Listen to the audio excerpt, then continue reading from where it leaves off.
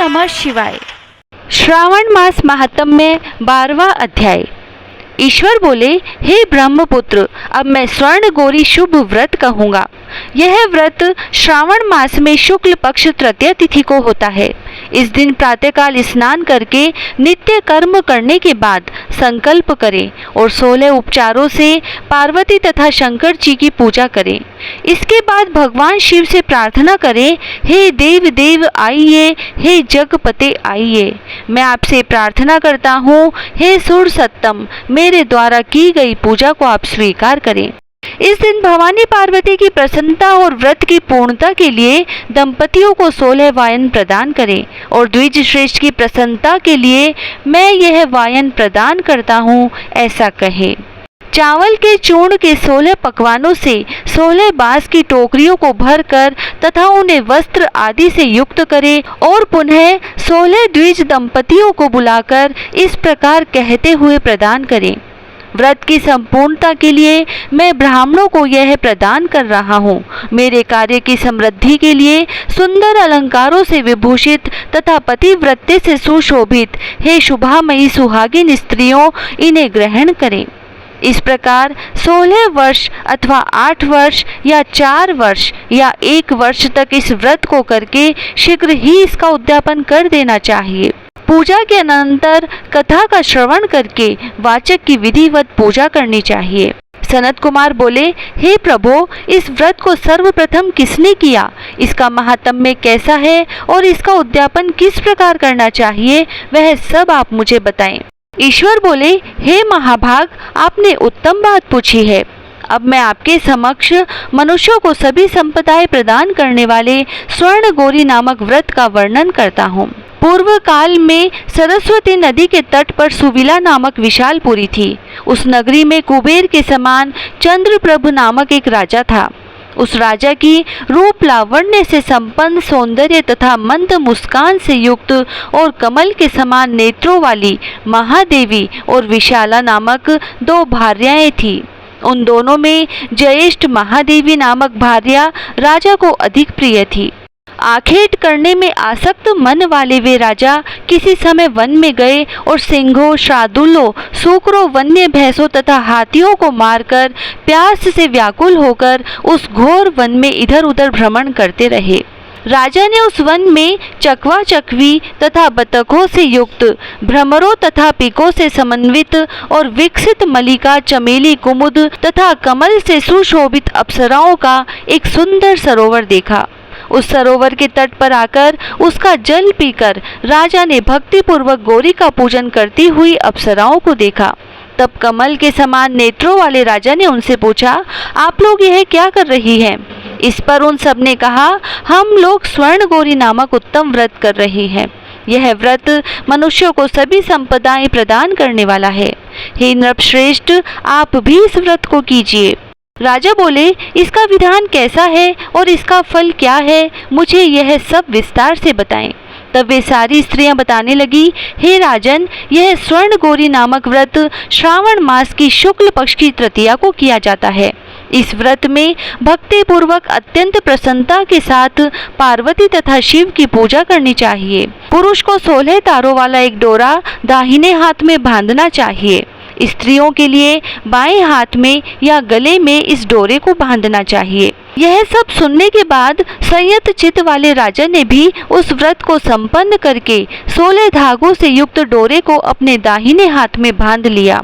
उन्होंने कहा, हे देव देवेशी, मैं इस डोरे को बांधता हूँ, आप मेरे ऊपर प्रसन्न हो और मेरा कल्याण करें। इस प्रकार देवी का व्रत करके वे अपने घर आ गए। राजा के हाथ में डोरा देखकर ज्येष्ठ रानी महादेवी ने पूछा और सारी बात सुनकर वह राजा के ऊपर अत्यंत कुपित हो उठी। राजा ने कहा, ऐसा मत करो, ऐसा मत करो। लेकिन रानी ने उस डोरे को तोड़कर बाहर एक सूखे पेड़ के ऊपर फेंक दिया। उस डोरे के स्पर्श मात्र से वह वृक्ष पल्लवों से युक्त हो गया। उसके बाद उसे देखकर दूसरी रानी भी आश्चर्यचकित हो उठी और उस वृक्ष पर स्थित टूटे हुए डोरे को उसने अपने बाएं हाथ में बांध लिया। उसी समय से उस व्रत के महात्म्य से वह रानी राजा के लिए अत्यंत प्रिय हो गई। और जयेष्ठ रानी व्रत के अपचार के कारण राजा से त्यक्त होकर दुखित हो वन में चली गई। अपने मन में वह भगवती देवी का ध्यान करते हुए मुनियों के पवित्र आश्रम में निवास करने लगी। कहीं कहीं श्रेष्ठ मुनियों के द्वारा यह कहकर आश्रम में रहने से रोक दी जाती थी कि हे पापिन, अपनी इच्छा के अनुसार यहाँ से चली जाओ। इस प्रकार घोर वन में इधर उधर भ्रमण करती हुई वह अत्यंत खिन्न होकर एक स्थान पर बैठ गई। तब उसके ऊपर कृपा करके देवी उसके समक्ष प्रकट हो गई। तब उन्हें देखकर वह रानी भूमि पर दंडवत प्रणाम करके उनकी स्तुति करने लगी। हे देवी, आपकी जय हो, आपको नमस्कार है।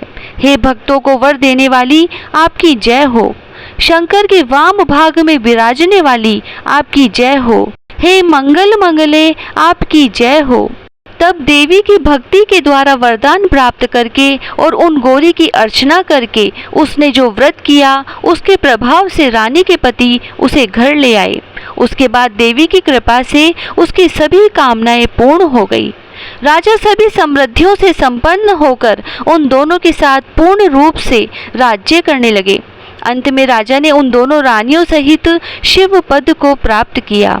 जो स्वर्ण गौरी के इस उत्तम व्रत को करता है वह मेरा तथा गौरी का अत्यंत प्रिय होता है और विपुल लक्ष्मी प्राप्त कर तथा भूलोक में शत्रु समूह को पराजित कर शिवजी के विशुद्ध लोक को जाता है। हे सनत कुमार, अब आप दत्त चित्त होकर इस व्रत के उद्यापन की विधि सुनिए।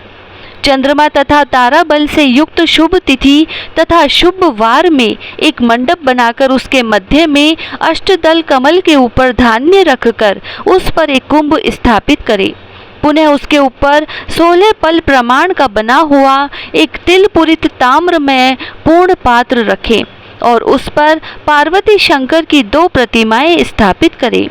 शिवजी की प्रतिमा श्वेत वर्ण के 2 वस्त्रों तथा शुक्ल वर्ण के यज्ञोपवीत से सुशोभित हो। उसके बाद वेदोक्त मंत्रों से विधि पूर्वक उनकी प्रतिष्ठा करें और भली भांति पूजा करके रात्रि में जागरण करें। इसके अनंतर प्रातःकाल पूजा करने के बाद हवन करें। सर्वप्रथम ग्रह हवन करके प्रधान होम करें। हवन के लिए यव मिश्रित तिल घृत से पूर्ण रूप से सशक्त होना चाहिए। 1000 अथवा 100 आहुति डालनी चाहिए। उसके बाद वस्त्र अलंकार तथा गौ के द्वारा आचार्य की पूजा करनी चाहिए और वायन प्रदान करना चाहिए। इसके बाद ब्राह्मणों को भोजन कराना चाहिए, साथ ही 16 दंपतियों को भी भोजन कराना चाहिए। अपने द्रव्य सामर्थ्य के अनुसार उन्हें भूयसी दक्षिणा देनी चाहिए। अंत में हर्षोल्लास से युक्त होकर बंधुजनों के साथ स्वयं भोजन करना चाहिए।